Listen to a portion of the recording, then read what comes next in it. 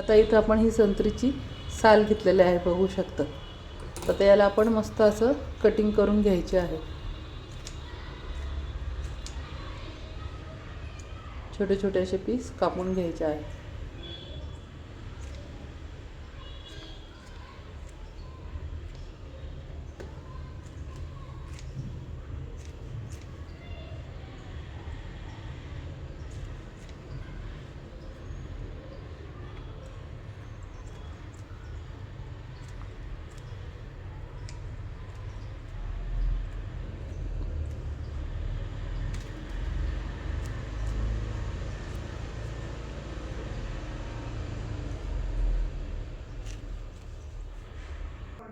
आता हे अशा पद्धतीने मी सर्व बघू शकता असे बारीक बारीक तुकडे कापून घेतलेले आहे, बघू शकतात. हे असे कापून घेतले आहे. आता आपण कढईत गरम पाणी ठेवलं आहे, तर आता चला दाखवते. इथे मी कढईत गरम पाणी करायला ठेवलं आहे. आता आपण हे सगळे तुकडे यात टाकून घ्यायचे आहे. तर गरम पाणी टाकायचं काय कारण असतं की जो याचा तुरटपणा असतो ह्या संत्रीच्या सालीचा असा व्हाईटचा, तर तो तुरटपणा जाण्यासाठी आपल्याला हे गरम पाण्यातून काढून घ्यायचं असतं. म्हणजे तो कडवटपणा असतो तर तो कडूपणा पूर्ण याच्यात निघून जातो. तर आपल्याला आता 2 मिनटं याच्यामध्ये चांगलं उकळून घ्यायचं आहे. हे अशा पद्धतीने गरम पाण्यात 2 ते 5 मिनटं ठेवायचे. जास्त साल पातळ असेल तर 2 ते 3 मिनटं ठेवा, आणि जाड साल असेल तर 5 मिनटं उकळून घ्यायचं आहे याच्यामध्ये. आणि नंतर मग हे पाणी फेकून द्यायचं आहे, यातलं याचं निथरून गाळून घ्यायचं आहे. तर आता माझ्याकडे ही पूर्ण 1 किलो संत्रीची साल आहे. तर 1 किलो संत्रीची साल असली तर त्याला 1.5 पावशर साखर घ्यायची आहे. आणि जास्तच गोड पाहिजे असेल तर तुम्ही अर्धा किलो पण साखर घेऊ शकता, पण ती खूपच गोड होणार. आणि आंबट खट्टा मिठ्ठा पाहिजे असेल तर तुम्ही फक्त पावशर साखर घ्यायची आहे 1 किलो संत्रीच्या सालला. कारण की हे उकळल्यानंतर आणि जसं जसं हे होतं मुरतात तर त्याचं छोटं छोटं होतं. तर साखर ही प्रमाणातच टाका. 1 किलो संत्रीच्या सालीला पावशर साखर टाका, म्हणजे खट्टा मिठ्ठा छान होईल. हे लहान मुलांना खूप छान, पोळीचा रोल वगैरे करून दिला, तोंडी लावायला खूप छान आहे. जॅमसारखं खाऊ शकतात ते मस्त. याचा हा तुरटपणा सगळं काढून घ्यायचा आहे. गरम पाणी टाकल्यामुळं तुरटपणा निघून जातो.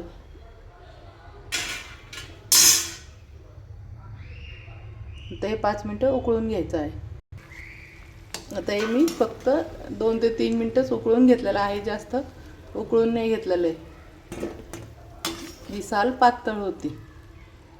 अशा पद्धतीने आता सर्व काढून घ्यायचं आहे.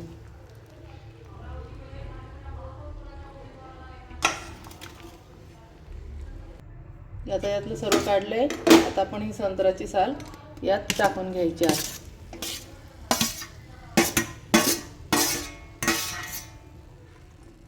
आता यात साखर टाकून घेऊया.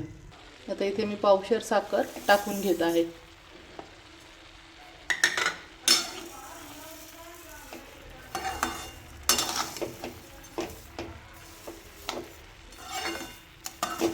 हा संत्रीचा मुरंबा खूपच छान टेस्टीला लागतो. याच्यापासून विटॅमिन ई, सी सर्व भेटतं.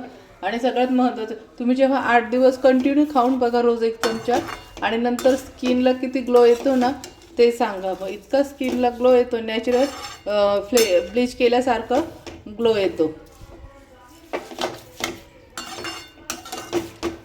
वास्तविक आपल्या शरीरातून आपण जेवढं खातो त्याच्यानेच आपली स्किन जास्त चमकते. ह्या बाहेरच्या क्रीमा वगैरे लावून आपली त्वचा चमकत नसते, ते फक्त 1 दिवसाचा शो असतो. पण आपण जेवढं पोटातून छान छान खातो तर त्यातूनच आपल्याला विटॅमिन्स वगैरे भेटतात.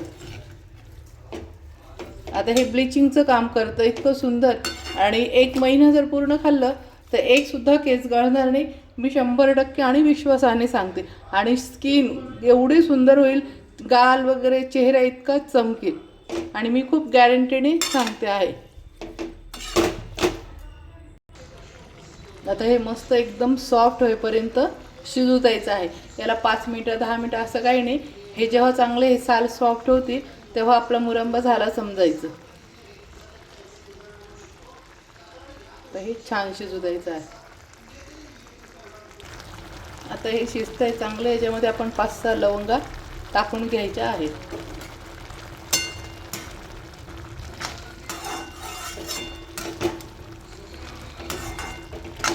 इथे मी 5-6 लवंग अख्ख्याच टाकून घेतलेल्या आहे, त्याचं फ्लेवर छान उतरेल.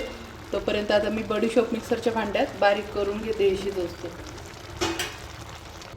इथे मी थोडीशी बडीशोप घेतली आहे, बघू शकता.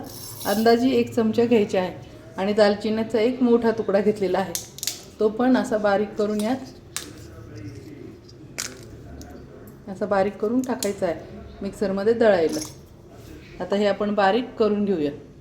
इथे मी वेलची पण घेतलेली आहे, 5-6 दाखवायचं राहून गेलं तर. बडीशोप, दालचिनी आणि वेलची एकत्र बारीक करून घ्यायची आहे.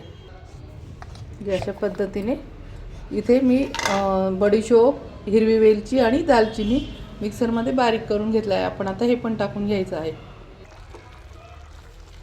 त्याची सर्व पावडर टाकून घ्यायची आहे.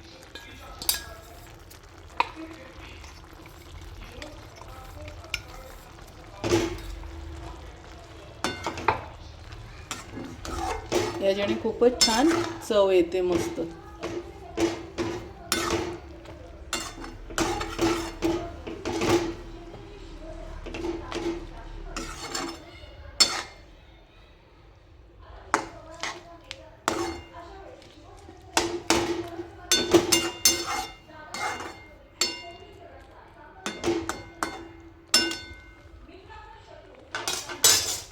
आता हे मस्त अजून भरपूर 10-15 मिनटं शिजू देऊया.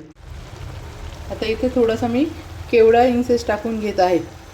असल्यास टाका, नसला तरी चालेल, पण मी माझ्याकडे आहे म्हणून टाकते. याच्याने छान फ्लेवर पण येईल अजून.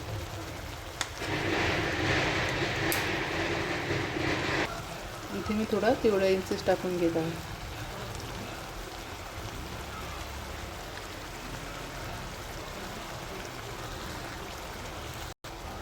त्यानंतर मी इथे थोडंसं ब्लॅक सॉल्ट टाकून घेत आहे. थोडंसं काळं मीठ टाकून घ्यायचं आहे, याच्याने खूप छान चव येते. आणि थोडासा चाट मसाला पण टाकून घेणार आहोत. अगोदर हे चांगलं कालवून घ्यायचं आहे. खूप छान खट्टा मिठ्ठा बनतो हा. मुलांना देताना याच्यातली लवंग काढून द्यायची आहे खायला, म्हणजे त्यांच्या दाताखाली येणार नाही.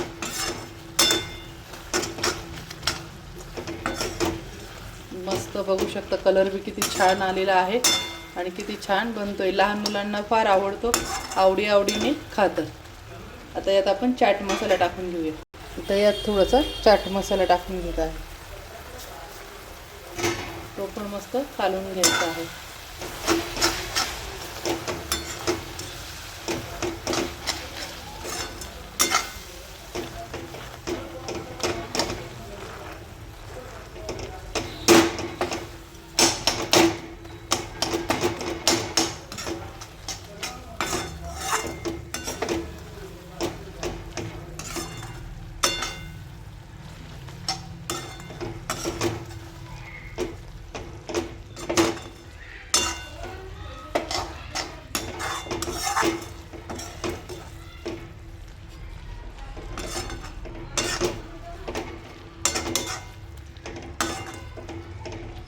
आता पुन्हा 5 मिनिटं आपण शिजू देऊया. आता यात अगदी थोडीशी लाल तिखट मिरची टाकून घ्यायची आहे, अगदी थोडंसं. जर इच्छा असेल तुम्हाला तर टाका, नाही टाकलं तरी चालेल. पण खट्टा मिठ्ठा तिखट छान असं लागतं, गोड आंबट तिखट छान बनतं.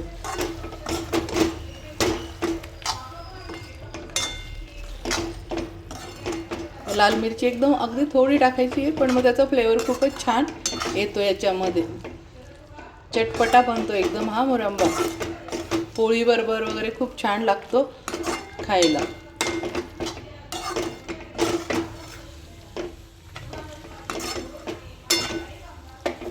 आता आपण मिरची टाकली त्यामुळे पुन्हा याला 5 मिनिटं होऊ द्यायचं. याला वेळ जरा जास्त लागतो. हं, मला मोजून याला अर्धा तास झालेला आहे बनवता. आता आपण लाल तिखट टाकले म्हणून पुन्हा 5 मिनिटं शिजवून घ्यायचं आहे. कलर बघा किती सुंदर आत्ताच आलेला आहे, चवीला पण तसाच भन्नाट आहे. मस्त बघू शकता किती छान झालेला आहे, कलर पण किती छान झालेला आहे. हा शिजला आहे पूर्ण. आता मस्त आहे बघ, किती छान ज्युसी तयार झालाय. पाहिलं हे इतका सुपर्णा पोळी बरोबर तर खूपच छान लागेल. मुलांना मस्त तूप लावायचं पोळीला आणि हा जे टाकायचा मुरंबा, चवीने खातील.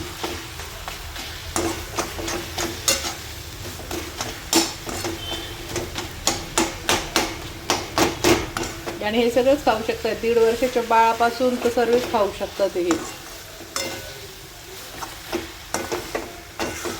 मस्त. आता हा पूर्ण थंड झाला की आपण काचेच्या बरणीमध्ये भरून घ्यायचा. हा झाला फ्रेंड आपला मस्त मुरंबा. कसा झाला फ्रेंड? आवडला असेल तर माझ्या चॅनलला लाईक करा, सबस्क्राईब करा आणि शेअर करा. मस्त खा आणि मस्त राहा.